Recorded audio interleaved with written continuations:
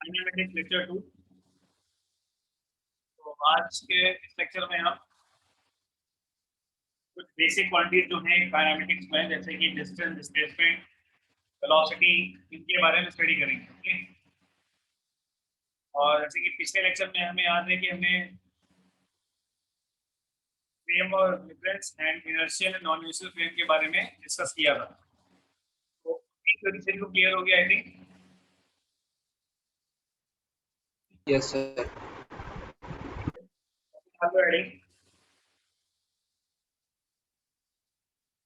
Distance, displacement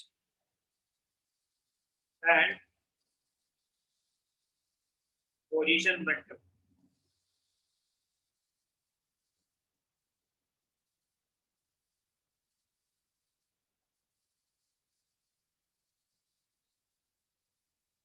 ठीक है, ध्यान से।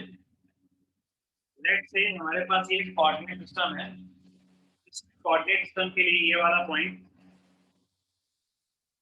ओरिजिन है। ठीक है, तो हमारा एक पार्टिकल है, दैट पॉइंट पी, जहाँ पर पार्टिकल हमारा एग्जिस्ट कर रहा है। ठीक है, particle P is lying there. अब इस पार्टिकल की पोजीशन को दिखाने के लिए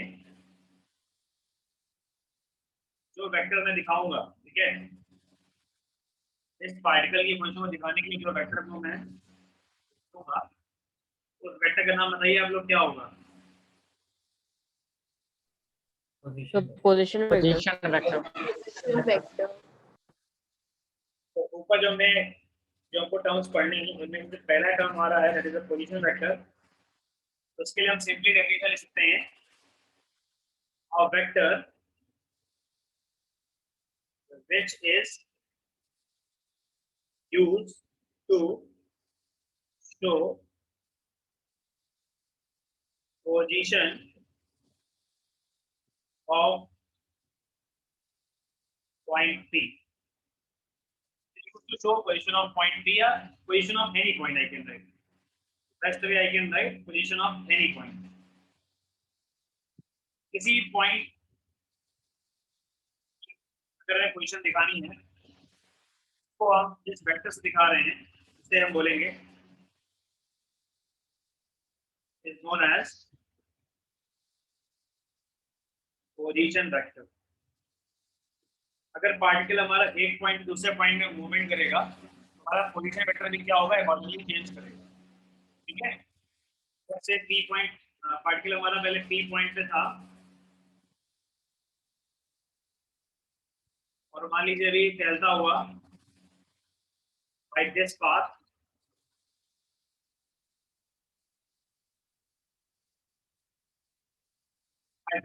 को इस पॉइंट क्यू पर रखा। तो अब क्यू की पोजीशन दिखाने के लिए हम एक और पोजीशन वेक्टर ड्रॉ कर सकते हैं। This vector is used to show the position of the particle when it is at Q point. क्लियर है बात? अच्छा, अभी जिसको मैंने आर वेक्टर बोला है, क्या उसको मैं आर पी वेक्टर बोल सकता हूँ?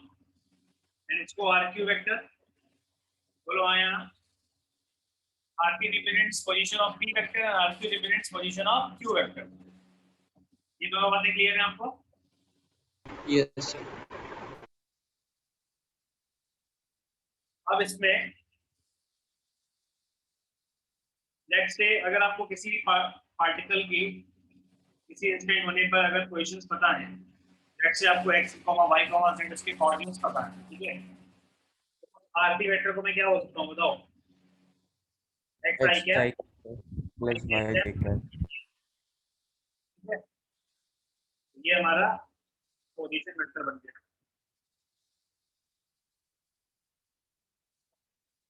ठीक, अगला हमारा डेफिनेशन है, अगला जो टर्म हमारा है दैट इज डिस्टेंस। डिस्टेंस क्या होता है? Length of path taken to move from one point to another. एक पॉइंट से दूसरे पॉइंट जाने में जो भी आप पार्टिकल ने रास्ता लिया है, नेक्स्ट से आप देख पा रहे होगे कि P से Q जाने में जो रास्ता लिया है वो ये वाला है, दिख रहा है आपको? इस पाथ का जो लेंथ है, that length is known as distance. This is distance. ठीक है, is known as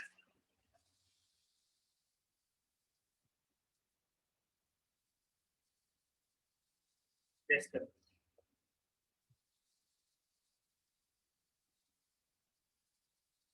ठीक है, तो बोलते हैं लोग डिस्टेंस. इतनी बात क्लियर है? और डिस्टेंस को हम लोग अगर चाहेंगे तो रिप्रेजेंट कर सकते हैं एस से, कई जगह डेल्टा एस से भी रिप्रेजेंट कर सकते हैं.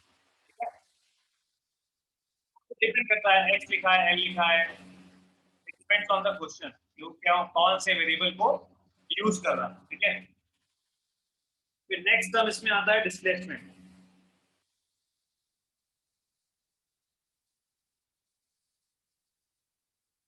ठीक है, ये क्या होता है अगर आपसे पूछा जाए,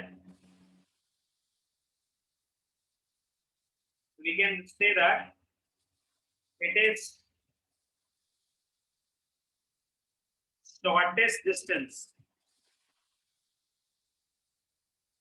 between any two points.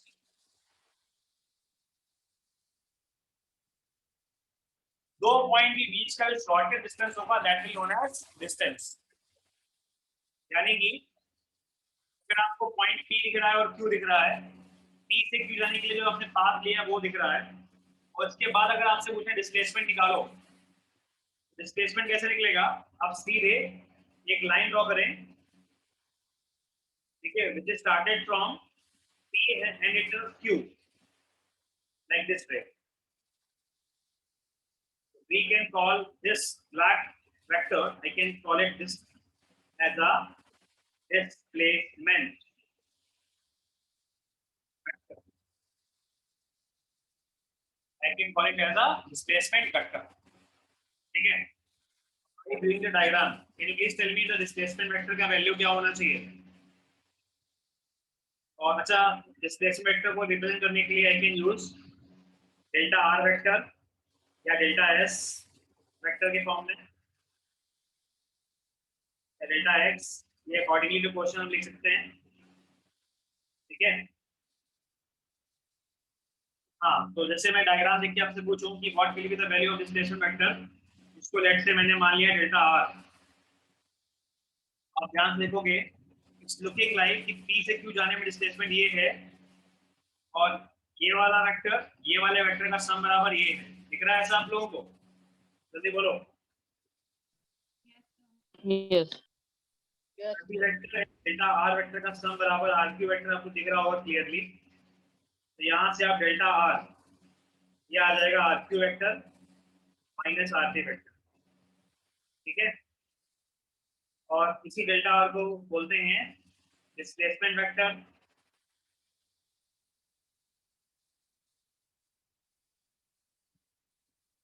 और इसको अगर आप चाहो तो एक और नाम दे सकते हो, चेंज इन पोजीशन. ठीक है, चेंज इन पोजीशन वेक्टर. ठीक है, और जिन दो पॉइंट्स के बीच का आपको डिस्प्लेसमेंट निकालना होगा ना, जिन दो पॉइंट्स के बीच का डिस्प्लेसमेंट निकालना होगा, उन्हीं दोनों पॉइंट्स के लिए पोजीशन वेक्टर होंगे, उनका सबट्रैक्शन ही क्या होगा? डिस्प्लेसमेंट. ये देखोगे r2 is like a final position and r3 is like a initial position. ये आपका क्या है? एक तरीके से इनिशियल पोजीशन वेक्टर, और r2 क्या आपका? Final position vector. पहले इसमें नोट करो फिर आगे बढ़ते हैं.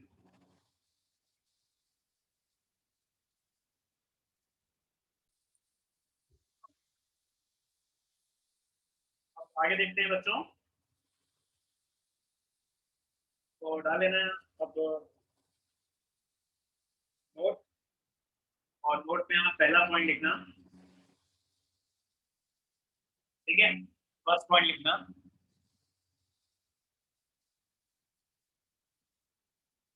तो वो डिस्टेंस हमें पता है कैसी क्वांटिटी है, scalar, distance scalar quantity, and displacement is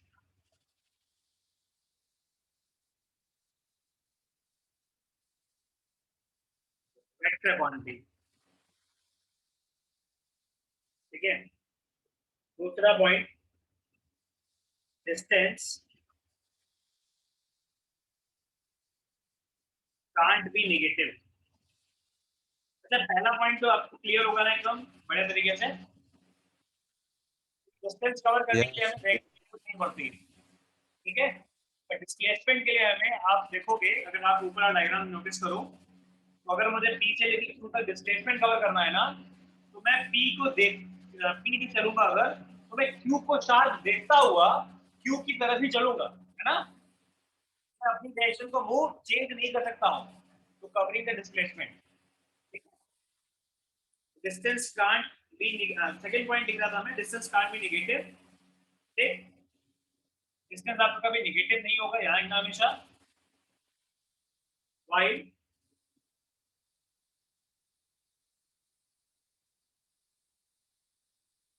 displacement can be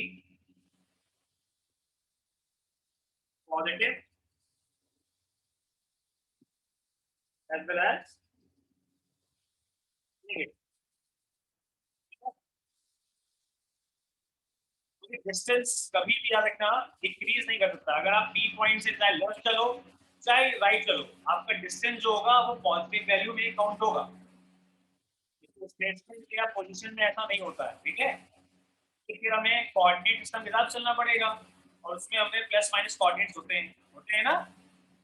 मान लो ओरिजिन से अगर राइट चलेंगे तो प्लस एक्स होगा, ओरिजिन से अगर लेफ्ट चलेंगे तो माइनस एक्स हो जाएगा। तो क्लियर है बात? Yes. Yes. ये दोनों पॉइंट बहुत बेसिक है, आई थिंक, आई होप सभी को क्लियर होगा। एक तीसरा पॉइंट है, वो भी काफी अच्छा पॉइंट है, समझ ध्यान से। Distance can't be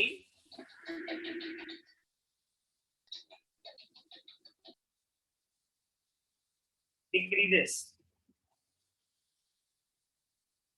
distance can't be decreases, कभी भी याद रखना डिस्टेंस डिक्रीज नहीं करेगा।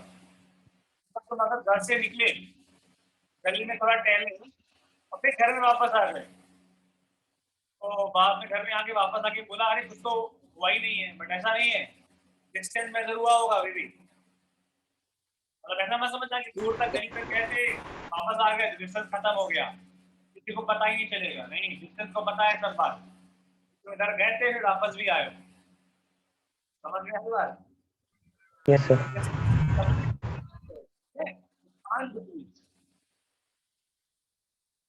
Always be increasing order. Constant सकता है इसलिए कि मान लो आप एक जगह चले और यहाँ लगे खड़े हो गए, तो उसके बाद डिस्टेंस फिक्स हो जाएगा आपका, ठीक है। But it can't decrease. ये जो लाइन है ना, ये लाइन आपको काम देगी ग्राफ में।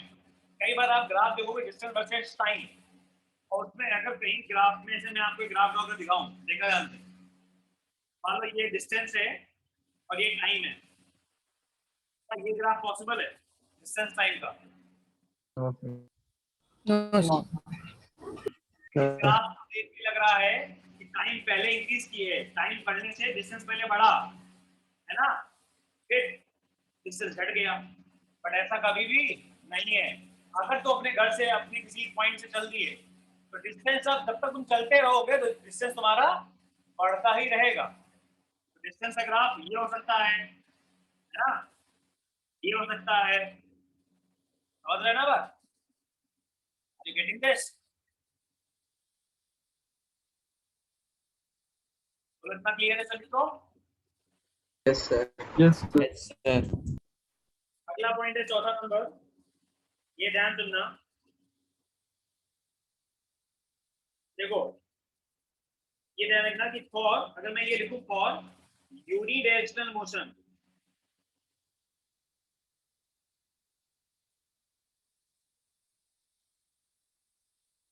और यूनिडायरेक्शनल मोशन मतलब अगर आप एक ही डायरेक्शन में चल रहे हो तो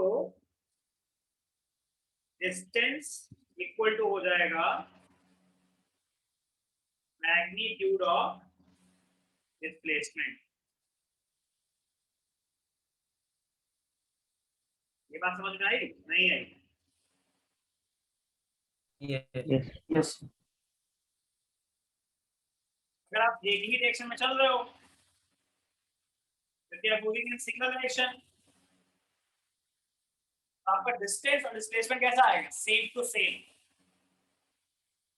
अच्छा यहाँ पे मैंने स्ट्रेट लाइन नहीं लिखा है, क्या यहाँ पे मैं स्ट्रेट लाइन बोल सकता हूँ? For a straight line motion distance बराबर डिस्प्लेसमेंट का magnitude. No, sir. No, sir.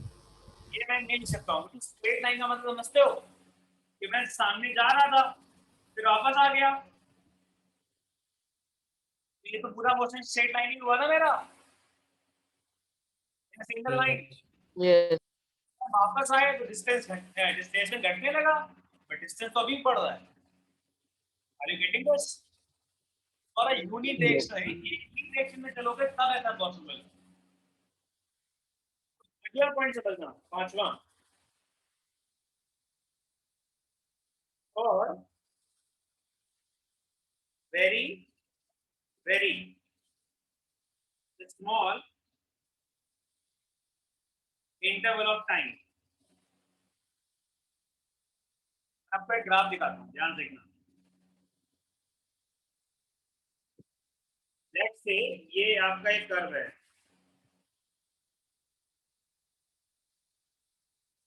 ठीक है?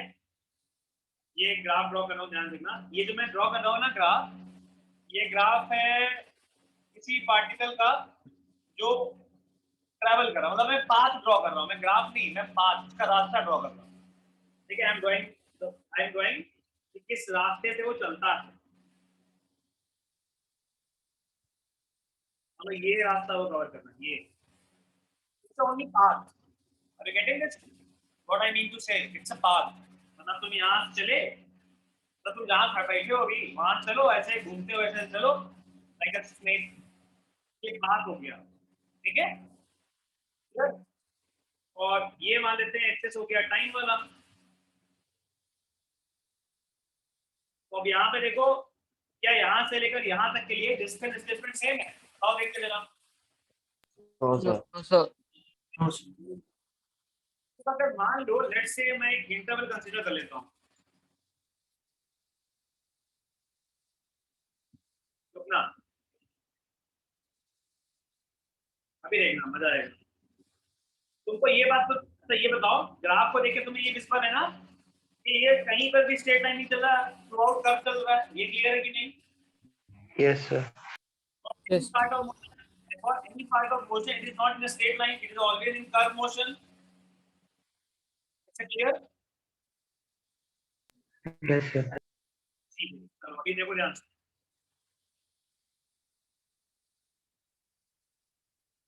Let's say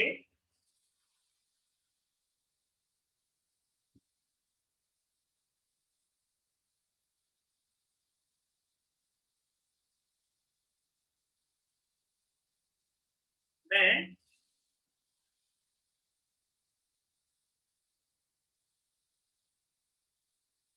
ये एक पार्ट कंसीडर कर लेता हूँ, है ना? मैं ये ले लेता हूँ, ये और इसको पास ले आता हूँ नजदीक। बताओ जरा, और अब इसको मैं जूम आउट कर देता हूँ। अब देखो जहाँ जो मैंने दो लाइन ड्रॉ करी है उस पार्ट के बीच में, क्या आपको ऐसा लग रहा है कि it is like straight line? It's looking like a straight line. Yes. Yes. Yes, sir. It's looking like a straight line. Let's say मैं एक काम करता हूँ, इसको मान लेता हूँ कि ये जो उसने डिस्टेंस ट्रैवल किया होगा ये ट्रेवल किया होगा इन टाइम dt और इन टाइम dt और डिस्टेंस जो हो गया होगा वो हो गया होगा ds। तो आप देखोगे इस केस में और दिस पार्ट, अगर मैं यहाँ पे एक स्ट्रेट लाइन ड्रॉ कर रहा हूँ, देखो मैंने ड्रॉ किया है, मतलब रेड कर लेता हूँ और देखो रेड कलर वाली लाइन एकदम स्ट्रेट है, ठीक है, स्ट्रेट लाइन। तो आपने देखा कि छोटे से टाइम के लिए और very small interval of time जब भी कोई ऑब्जेक्ट चल रहा होगा, it is possible that distance की वैल्यू और डिस्प्लेसमेंट की वैल्यू कैसी हो जाए, सेम। यही पॉइंट यहाँ पे समझाना चाहता था कि for very small interval of time और वेरी वेरी स्मॉल मतलब dt टाइम इंटरवल के लिए, let's say dt time interval के लिए जो डिस्टेंस होगा ds वही होगा ds डिस्प्लेसमेंट वेक्टर का मॉड। यहाँ पे ये बात और लिख सकते हो कि for very small interval of time क्या होगा, distance is equal to mod of displacement.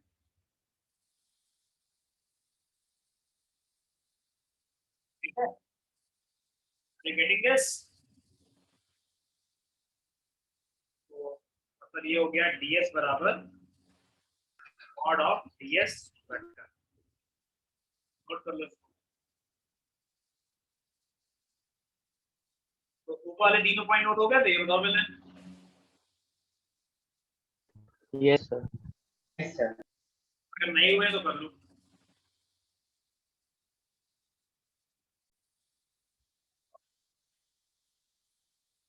So our next point is sixth point.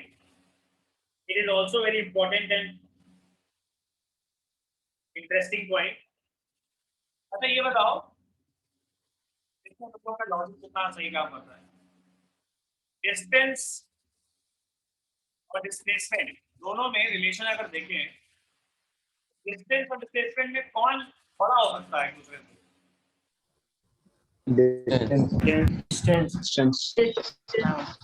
Distance. दो पॉइंट के बीच का डिस्टेंस ये भी हो सकता है, ये भी हो सकता है, ये भी हो सकता है और ये भी हो सकता है। ये चारों ऑप्शन पॉसिबल है।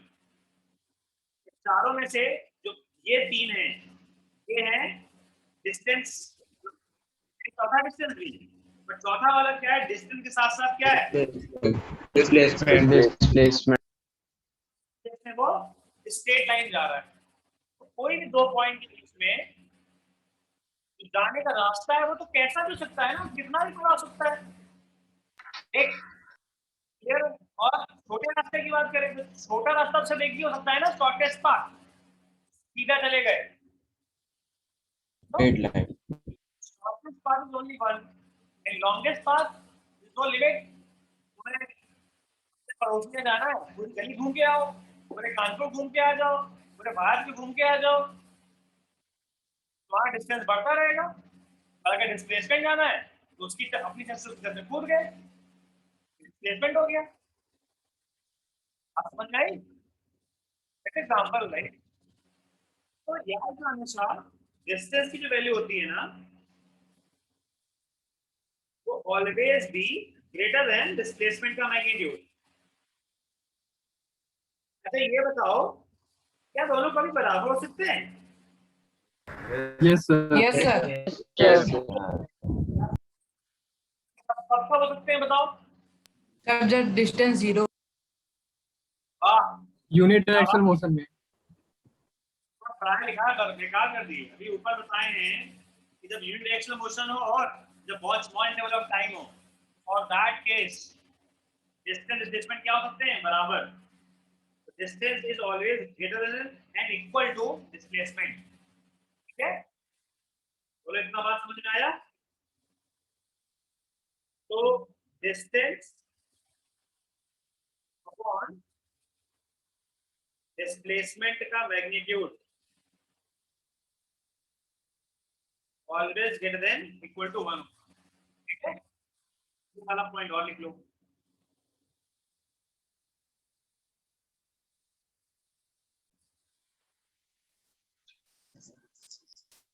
तो नेक्स्ट हमारा हाइट डाल लो,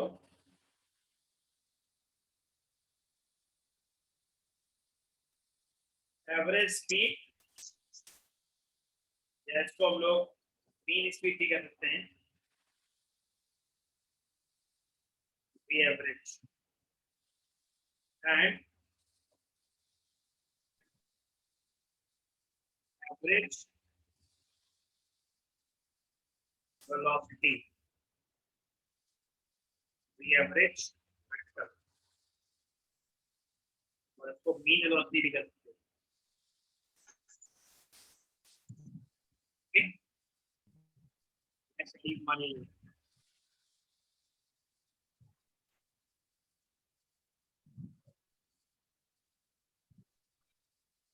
देखो, अगर हम बात करें एवरेज स्पीड, जैसे ये समझ लेना, अगर मैं वेक्टर का साइन नहीं लगा रहा हूं, इसका मतलब I am talking about average speed, getting this? Average speed जो होगा वो होगा total distance covered upon total time taken. ठीक है, यानी कि इसको अगर मैं चाहूं सिंबॉलिक वे में delta S upon delta T बोल सकते हैं, this is the average speed. और अब अगर मैं बात करूं एवरेज वेलोसिटी की, total displacement upon time taken, the average from the average गया delta s vector upon delta T, या आपने याद करो वेक्टर में एक आध जगह ये वाला फॉर्मूला यूज किया है, delta R upon delta T, याद है? वेक्टर में जब क्वेश्चंस किए हैं तो ये वाले फॉर्मूले हमने यूज किए हैं, याद है कि नहीं? ये तो आप तो याद करो, में निकालना होता था कि फाइनल पोजीशन निकालो एट 3 सेकंड, मुझे क्वेश्चन याद है वो वाला। उसमें जो b बराबर delta R by delta T use करते थे ना, तो उसमें भी वो वाला b कौन सा था? वो था एवरेज वेलोसिटी। अब बच्चों एवरेज वेलोसिटी नोट करो इसको फटाफट।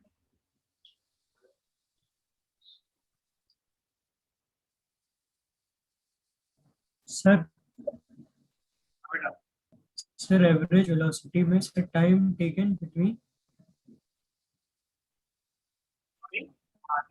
सर एवरेज हाँ, sir time taken time taken to cover displacement, मतलब देख लो चाहो तो time taken to cover displacement, ऐसे ही चाहे ऊपर लिख लो, टाइम टेकन टू कवर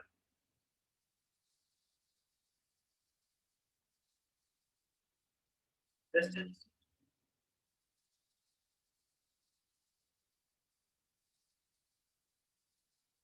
ठीक है सर हाँ बेटा,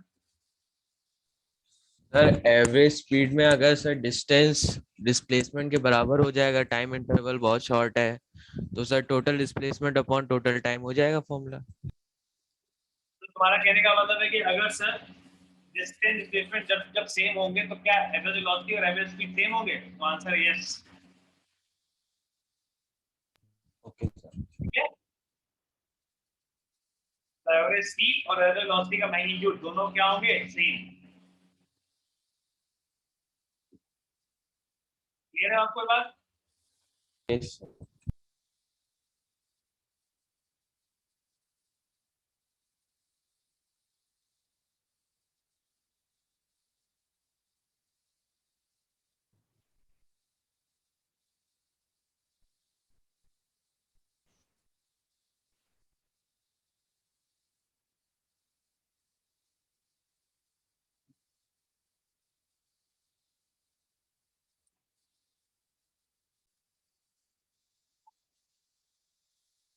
आगे देखो बच्चों, इसमें भी कुछ नोट्स, कुछ पॉइंट हैं, उनको भी ध्यान देखना।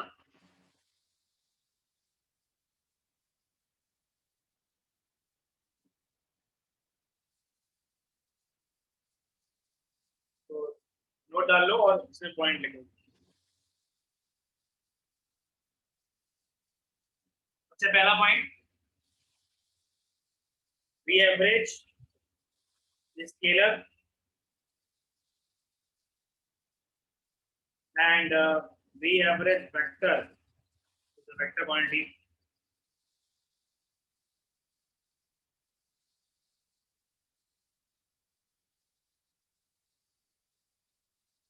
ठीक है, नेक्स्ट पार्ट। तो ये बताओ, मैंने सीखा है ना ये वाला पॉइंट कि delta s distance is always be greater than equal to delta s vector का मॉड। सीखा है कि नहीं सीखा, जल्दी बोलो। Yes, sir. तो इसमें अगर हम दोनों में टाइम से डिवाइड कर दें तो आई थिंक यही तो बनेगा, V average always greater than equal to average velocity का मैग्नीट्यूड। बोलो आया ना, यानी कि average speed upon average velocity का ratio always be greater than equal to 1 होगा। ये पॉइंट सबको समझ में आता है, जल्दी बोलो। Yes, sir. Yes. देख लो,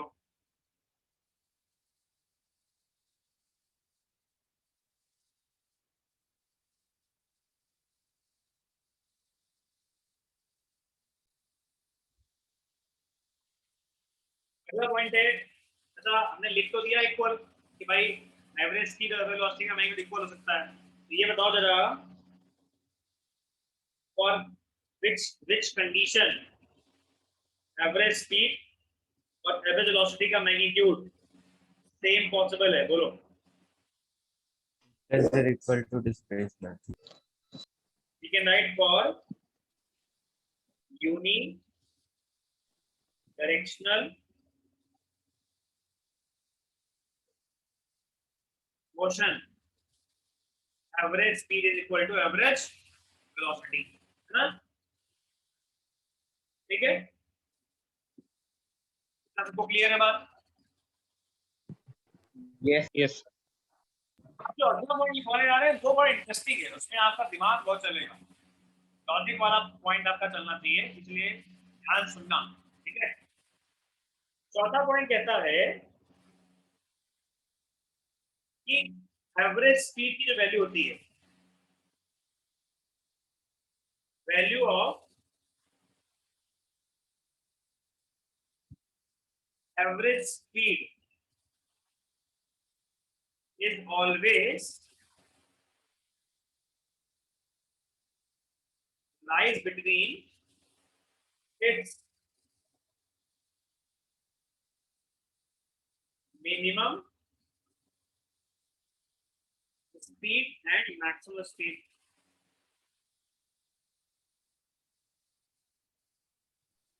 ठीक, हमारे ध्यान से क्या बोल रहा हूं मैं, जैसे आप कानपुर से लखनऊ गए, ठीक है, हम कहते हैं अप्रोक्सीमेटली 80 किलोमीटर है और आपको लगभग 2 घंटे लगे, 120 मिनट।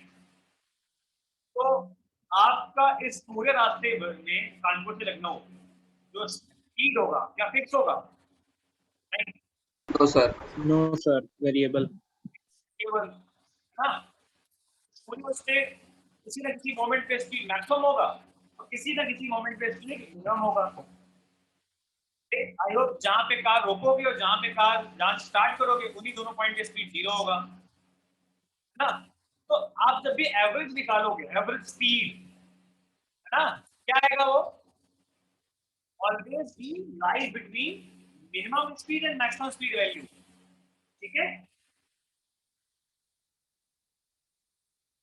Yes, sir. मान लो अगर मिनिमम 0 है और मैक्सिमम 120 है,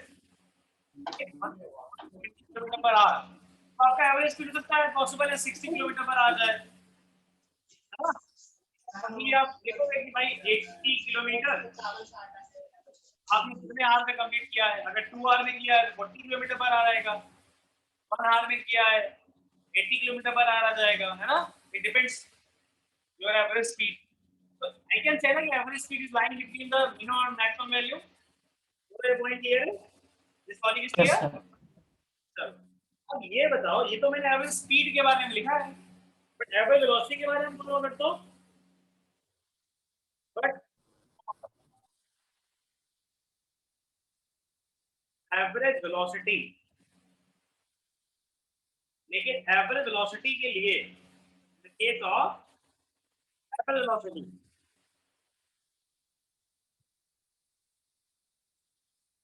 its value may be minimum, maybe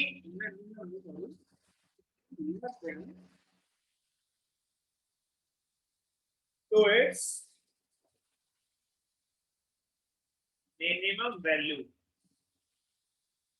ये पॉइंट बताओ जब कितने लोग को एकदम क्लियर है। Yes sir. क्लियर है। Yes.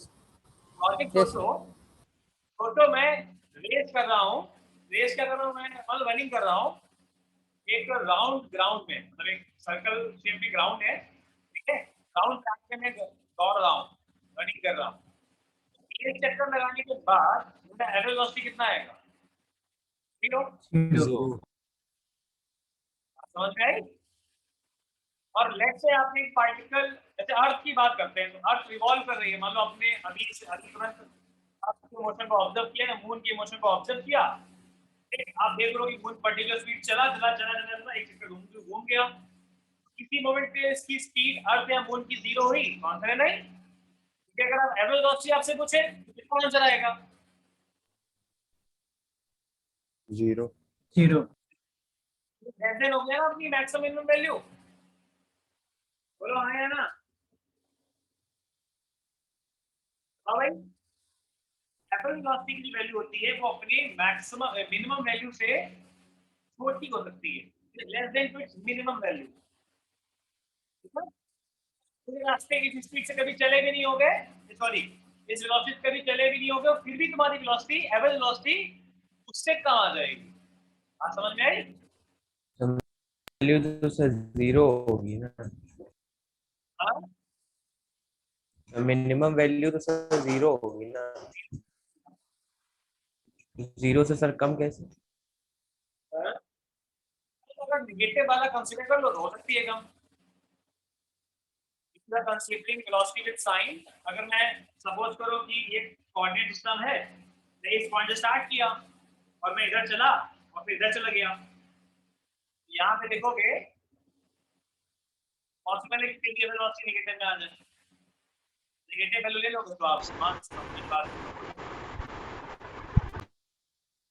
ठीक है। तो आगे देखो, एग्जांपल में हम क्या लिखते हैं, in circular motion particle is never in uniform circular, in uniform circular, never be at rest, but its average velocity for one complete rotation can be 0, ठीक है।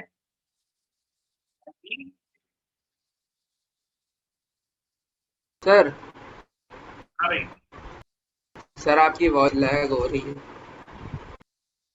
मेरी वॉइस लैग हो रही है बच्चों? No sir. No, sir.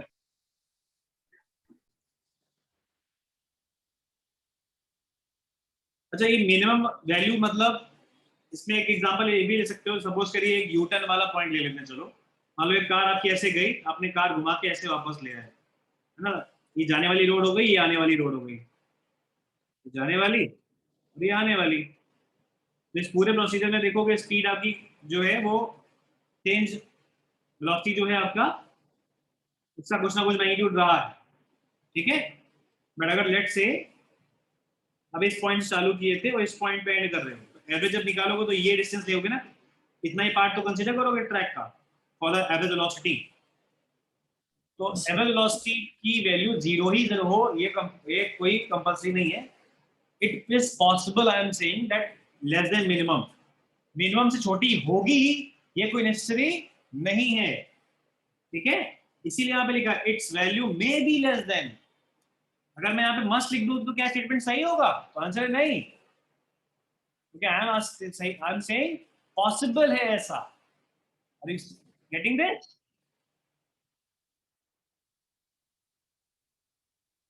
Are you getting this? Yes sir. तो ये आपका एवरेज स्पीड एंड वेलोसिटी के बारे में हो गया। बाकी चीजें हम नेक्स्ट क्लास में कर लेंगे।